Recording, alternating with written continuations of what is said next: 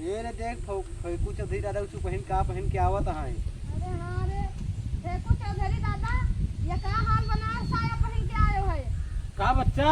ये साया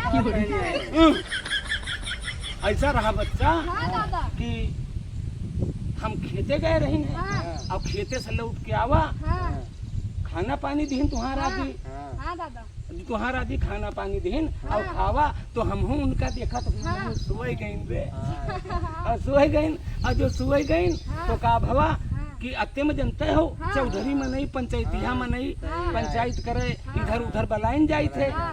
3-4 दिन आए हाँ। कहीं वो फेंकू चौधरी ओ फेंकू चौधरी। हाँ।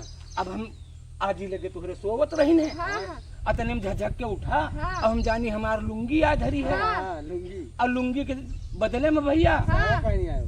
ए देखो ये तो तुम्हारे आदमी के साया है। साया पहन दिया है। अब हां भैया हां लेकिन एहके तुम गहराई नहीं जानतू, हाँ, दादा बहुत गहराई है। एहके मार बड़ी तगड़ी है। हां जैसे पंचायत में जाए तो फेंकू दादा का तुम चौधरीन जाना व चौधरीन समझत हो। हां अरे बहुत होशियार फेंकू दादा है। अच्छा हाँ एके जानो तो कलाकारी का है। नहीं जाने जनियो बच्चा हां दिखाओ दादा जब अत्ता उठा हां तो आदमी के कान खड़े हो गए हां और जो और उठा तो चले दे कट्टा Hutch Hutch Hutch Hutch Hutch Hutch Hutch चले दे कट्टा